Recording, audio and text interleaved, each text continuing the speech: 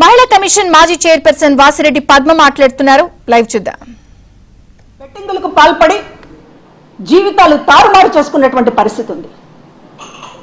మరి వారిని ఎప్పుడైనా సరే ఆ కుటుంబాలని పరామర్శించాలని కానీ, ఫోన్లోనైనా పలకరించాలని కానీ, ఆ కుటుంబాలకి ధైర్యంగా నిలబడాలని కానీ మీకు ఎందుకు అనిపించడం లేదు జగన్మోహన్ రెడ్డి గారు?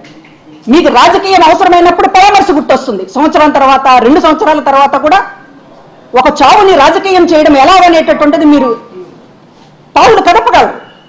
కానీ ఒక కార్యకర్త కుటుంబం రోడ్డున పడింది అని మనసుకి కించిత్ కూడా బాధ లేకపోవడమే మీ రాజకీయ పతనం. ఇవాళ మాట్లాడుతూ ఉన్నారు, కమ్మవారు మాతో ఉన్నారు. కమ్మవారు అంట, వారు ఎప్పుడయ్యారు కమ్మవారు? ఆంధ్ర రాజధాని కమరావతి అన్నారే. ఒక సామాజిక వర్గాన్ని మిగతా కులాలందరూ ద్వేషించేటట్లు ఒక చాలా గొప్ప ఎఫర్ట్స్ పెట్టారే. అప్పుడు ఏమైంది కమ్మవారి సంగతి? ఎలక్షన్ కమిషన్కి కమ్మ కులాన్ని అంటగట్టినప్పుడు ఏమైంది మీ రాజనీతి? మీ స్టేట్స్ పైన నేను ఒక బాధ్యత కలిగినటువంటి ముఖ్యమంత్రి స్థానంలో ఉన్నాను అనేటటువంటి కనీసం సోయి ఆ రోజున ఏమైంది? ఇవాళ తలకిందులయ్యేటప్పటికీ తన పక్కన ఉన్నటువంటి ఒకళ్ళు ఇంకొకళ్ళు జైల్లో ఉన్నటువంటి వాళ్ళని తలుచుకుంటూ వీళ్ళందరూ నాతో ఉన్నారు కనుక చంద్రబాబు గారికి డైజెస్ట్ అవ్వడం లేదనేటటువంటి పద్ధతిలో మాట్లాడుతున్నారు. ఒక కులం మీద ద్వేషం రంగరించి నూరిపోసినటువంటి ముఖ్యమంత్రి ఈ దేశ చరిత్రలో బహుశా జగన్మోహన్ రెడ్డి తప్ప మరొకళ్ళు లేరు.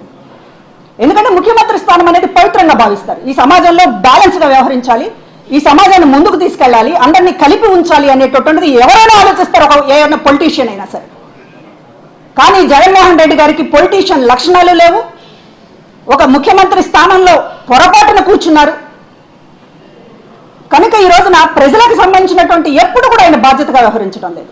కులాల కుంపట్లు రాజేయడం, అవసరమైతే జుట్టు పట్టుకోవడం, అవసరమైతే తొక్కేయడం, కుదరదు అనుకున్నప్పుడు ఇప్పుడు అపోజిషన్లో ఉన్నప్పుడు మళ్ళీ కమ్మవాళ్ళు ముందుకు వచ్చేసి చంద్రబాబు మీద పోరాడాలి. కాబట్టి మా అవినేష్, మా రఘురాము, మా శంకర్రావు ఎప్పుడు గుర్తొచ్చారండి వీళ్ళు మీకు?